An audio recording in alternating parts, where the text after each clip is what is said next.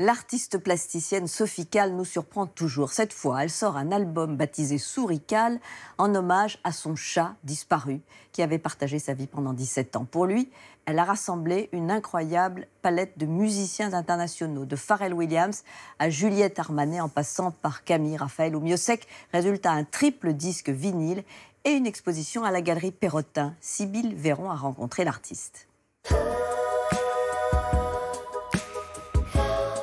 Une exposition consacrée à un chat appelé Souris.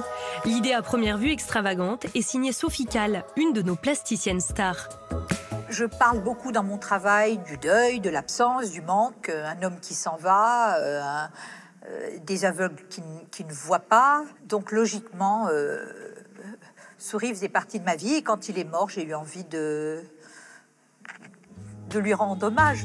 Un hommage sous forme de photos, de textes et surtout de chansons. Une quarantaine d'artistes collaborent à cette ex-voto musicale à la mémoire de son chat, mort en 2014 après 17 ans de vie commune. Des chanteurs comme Bono ou Pharrell Williams et des noms de la scène française, son ami Miossec par exemple, ou encore Benjamin Biolay.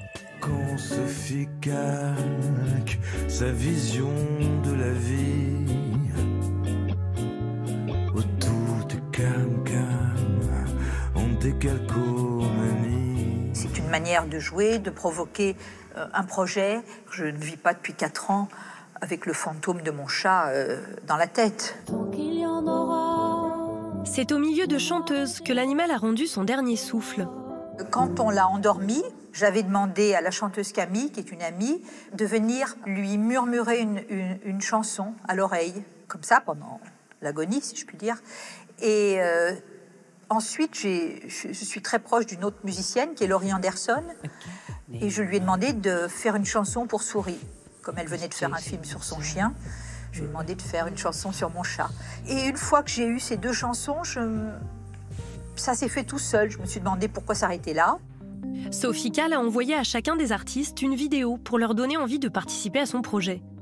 Comme particularité, Souris avait la démarche de John Wayne et, sur ses vieux jours, il marchait l'amble, les 2 pattes de gauche, puis celle de droite. Je ne fais pas ce que je fais pour des raisons d'ordre thérapeutique. Je fais parce que j'essaye de faire de l'art et que mon moteur, mon outil, ce sont des éléments de ma vie. Ça n'est pas ma vie, je ne raconte pas ma vie. Mais je prends un événement qui me permet d'écrire, de broder autour, où il y a un potentiel d'image, puisque ce que j'essaye quand même, c'est de faire des livres ou des œuvres au mur. L'espace, Sophie Calle l'occupe depuis ses débuts dans les années 70. Elle doit sa carrière artistique à son père, un médecin collectionneur d'art contemporain. Alors ça, j'aime pas du tout. Je sais pas pourquoi c'est là d'ailleurs. Ma sœur Ellie, c'est moi qui l'ai demandé. Je trouve ça très amusant aussi. Mon père, il savait ce qu'il voulait faire dans la vie, et moi j'étais paumée. Donc c'était une manière de lui plaire, qu'il soit fier de moi. En 1978, elle se met à suivre des inconnus dans la rue, à Paris puis jusqu'à Venise.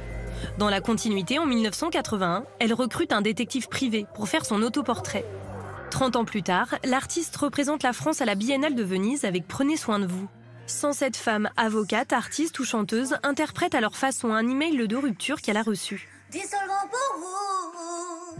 L'humour est incontournable dans l'œuvre de Sophie Calle, la mort aussi. Elle a filmé celle de sa mère. Au début, j'ai mis une caméra au pied de son lit, pas du tout parce que je pensais en faire quelque chose, mais parce que on m'avait toujours dit que les gens ils profitent pour mourir d'un instant où vous vous absentez.